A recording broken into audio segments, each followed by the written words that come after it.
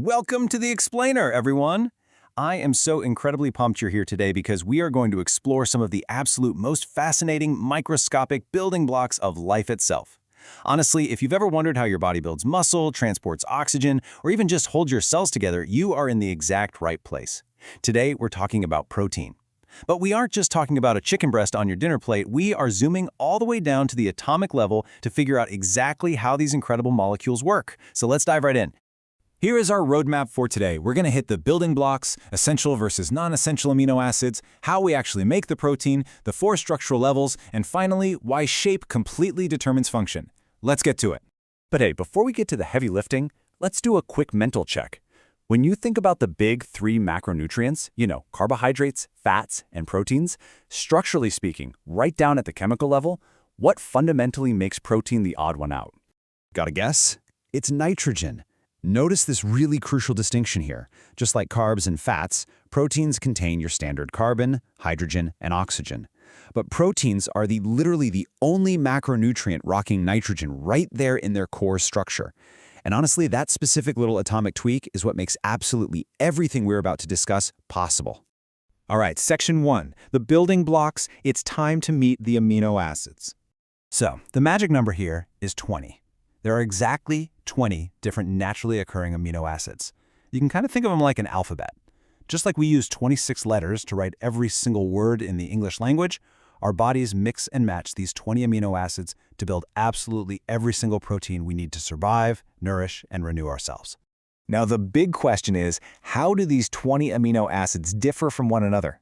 Well, they all share this exact same central carbon, which is attached to a hydrogen, an amino group, and a carboxylic acid group.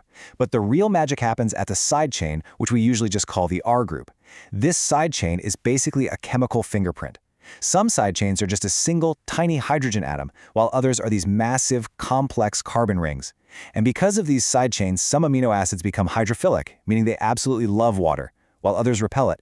Some are acidic, some are basic, and that mind-blowing diversity is the key to everything a protein can do. And to give you a sense of scale for what these building blocks can create, let's look at the number 25,000. That is how many amino acids are linked together to make titin. Titin is the largest known protein, and it's what gives your muscles their elasticity. I mean, just imagine snapping together 25,000 microscopic Lego bricks just to build one single functional molecule in your bicep. Wild, right? If you're trying to wrap your head around that kind of exponential diversity, think about music. Every song in the world comes down to a basic set of just 7 notes, C, D, E, F, G, A, B. But the combinations? Totally infinite. It's the exact same deal here. Those 20 amino acids sequence together to form well over 100,000 vastly different proteins in the human body. Actually, for a protein that's just 104 amino acids long, the number of possible sequence combinations is a 2 followed by 135 zeros. It is just biologically breathtaking. Moving on to section 2, essential versus non-essential. Let's talk about fueling the human factory. So we generally split these 20 amino acids up based on nutrition. We've got 11 non-essential amino acids. Now, non-essential definitely doesn't mean your body doesn't need them. It absolutely does. It just means your internal factory is totally capable of manufacturing them from scratch, so you don't strictly have to eat them. But there are 9 essential amino acids. Your body just can't synthesize those in high enough amounts. You have to get them from your diet. And fun fact, if a food has all 9 of those, we call it a complete protein source. But hey, biology loves a loophole, right? Sometimes our internal factory just gets swamped and can't keep up with demand. We call these conditionally essential amino acids. Say you're growing really rapidly, like a baby, or you're fighting off a severe illness. The body's manufacturing plant gets overwhelmed.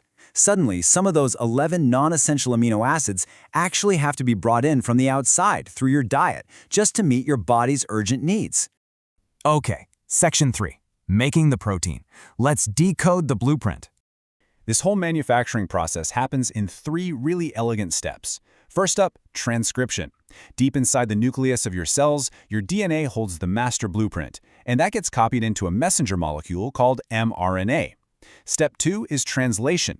That mRNA leaves the nucleus, heads out into the cell to a ribosome, and dictates the exact specific order to link our amino acids together. And finally, step 3 is protein folding, where that brand new chain folds itself up into a fully working 3D biological machine. Let's zoom in on that translation step for a second.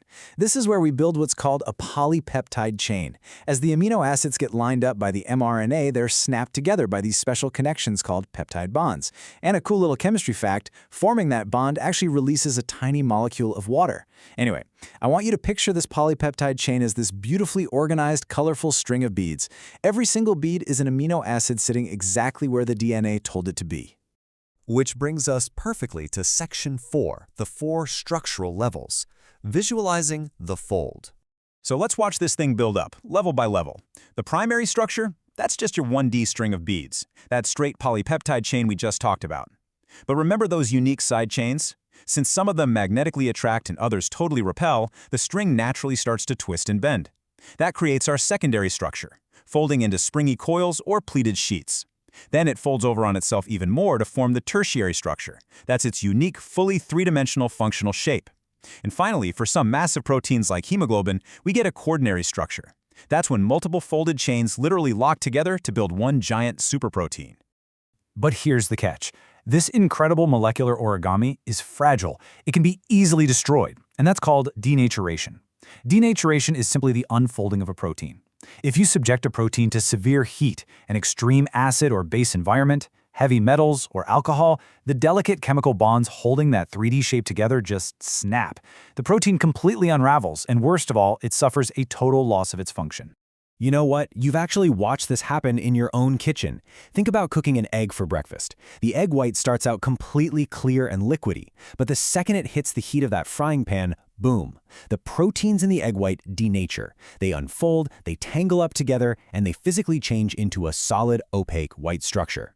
You literally altered the protein's 3D structure with heat, and obviously it can never go back to its original shape. All right, final part, Section 5. Shape determines function.